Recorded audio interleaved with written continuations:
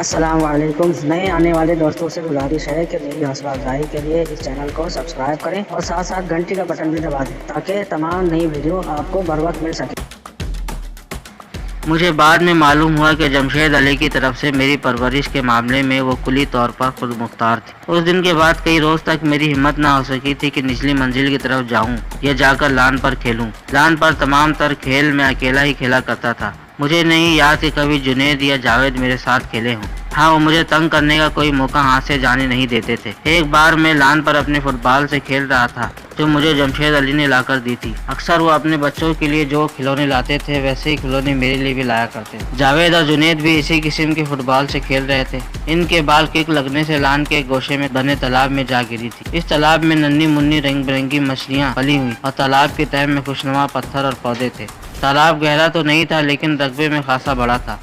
جاوید اور جنید کی فٹ بال تالاب کے عین وسط میں جا گری تھی. اس کی طرف سے مایوس ہو کر ان دونوں نے آنکھوں میں ایک دوسرے کو اشارے کیے اور وہ تیزی سے میری طرف آئے. میں بال کو ایک خالی گول میں پھینکنے کی مشق کر رہا تھا.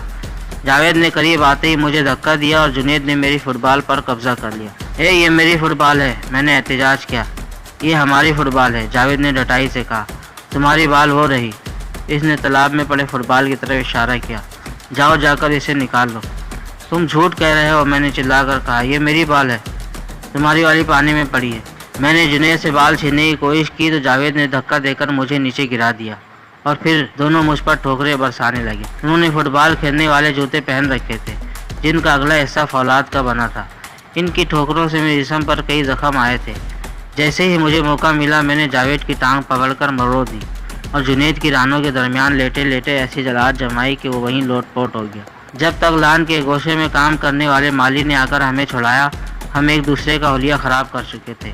وہ دو تھے لہٰذا زیادہ چوٹیں مجھے آئی تھیں. پسلی کے علاوہ ٹھوکر لگنے سے ہونٹ پھٹ گئے تھے اور خون رس رہا تھا. میں زور زور سے ہانپ رہا تھا لیکن وہ دونوں باقاعدہ رو رہے تھے. خاص طور سے جنید کا برا حال تھا. جاوید مجھ سے 1 سال بڑا تھا اور جنید 6 مہینے چھوٹا تھا مگر قد و قامت میں ان پر حاوی تھا.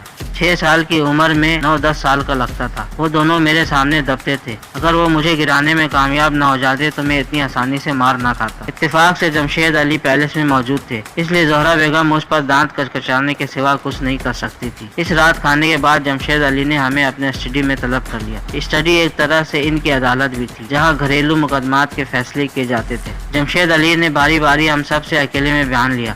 میں نے اپنی باری پر پورے اعتماد سے ان کو سب کچھ سچ سچ بتا دیا کہ جھگڑا کس بات پر ہوا تھا اور میں نے کہاں کہاں چوٹیں کھائی تھی اور انہیں کہاں کہاں مارا تھا. جاوید اور جنید کے بیانات میں تضاد تھا. پھر جمشید پیلس کے ملازمین بھی ان کو حقیقت حال سے باخبر کر چکے تھے اس لیے جمشید علی نے ان دونوں کو قصوروار ٹھہرایا تھا. جھگڑا تم دونوں نے شروع کیا تھا، اب تم دونوں کو سزا ملے گی. تم 2 دن کھیلو گے نہیں بلکہ اپنے کمرے میں رہو گے. جاوید اور جنید نے کوئی جواب نہیں دیا. ان کی نفرت سے بھرپور نگاہیں مجھ پر مرکوز تھی. جمشید دھاڑے. سنا نہیں تم دونوں نے؟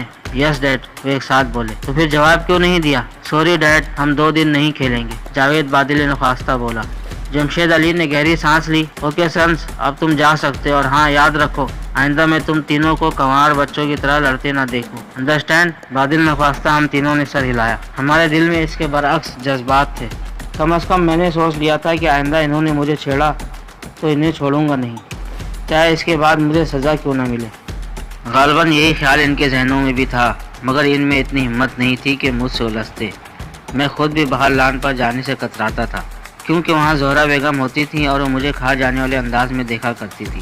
ان کی نگاہوں سے مجھے خوف کے ساتھ الجھن بھی محسوس ہوتی تھی. میرے اس گریز کو ماں پارا نے بھی محسوس کر لیا تھا. ایک روز انہوں نے مجھ سے پوچھ لیا، یوسف تم کھیلنے کے لیے لان پر کیوں نہیں جاتے؟ میں نے نظریں چراتے ہوئے کہا، اب مجھے لان پر جا کر کھیلنے میں مزہ نہیں آتا. میری طرف دیکھو، وہ تیز لہجے میں بولی. اب تم جھوٹ بھی بولنے لگے ہو، سچ سچ بتاؤ کیا بات ہے؟ کیا کسی نے تمہیں منع کیا ہے؟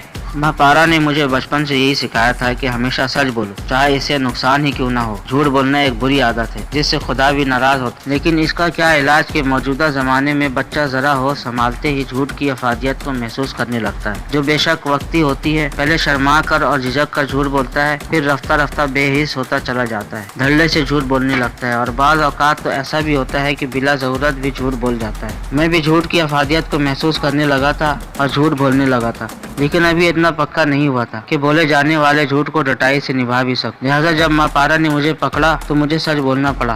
مجھے زہرا بیگم سے ڈر لگتا ہے، وہ مجھے پھر ماریں گی۔ ماپارا کسی قدر تیز سے بولی، پھر جلدی سے خود پر قابو پا لیا۔ اب وہ تمہیں نہیں ماریں گی۔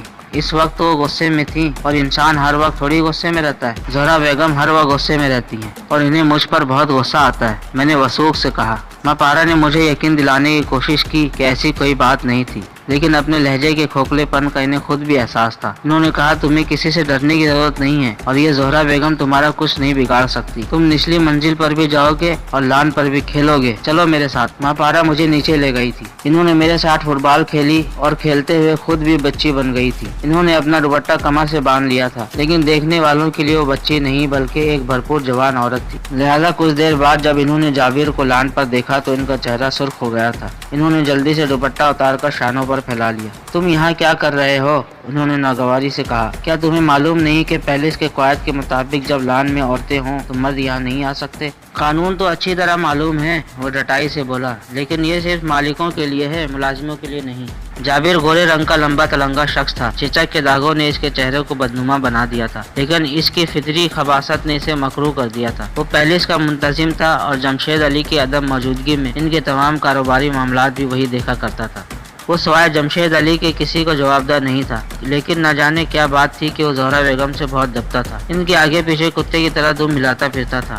اس کی سخت گیر فطرت کی وجہ سے پیلس کا کوئی فرد اسے پسند نہیں کرتا تھا، بلکہ ماپارا اس سے نفرت کیا کرتی تھی۔ انہوں نے دوسری منزل کے حصے میں جابر کا داخلہ بند کر رکھا تھا، جہاں میں رہتا تھا۔ میں جانتا تھا کہ ماپارا اس سے نفرت کرتی ہے، اس کے باوجود وہ دوسری منزل کے آس پاس منڈلاتا رہتا تھا، اور جیسے ہی اس کی نظر ماپارا پر پڑتی تھی، اس کی آنکھوں میں عجیب سی چمک آ جاتی تھی اور ہونٹوں پر مکروہ سی مسکراہٹ دوڑ جاتی تھی۔ تم شاید بے خبر ہو، ماپارا نے زہریلے لہجے میں کہا، میں جمشید پیلس میں ملازم نہیں ہوں، اور آئندہ اس طرح میرے سامنے نہ آنا، ورنہ مجھے جمشید صاحب سے بات کرنی پڑے گی۔ اگر تمہیں جمشید صاحب سے بات کرنے کا شوق ہے تو ضرور کرو، لیکن کبھی کبھی اس خادم سے بھی بات کر لیا کرو، وہ معنی خیز لہجے میں بولا۔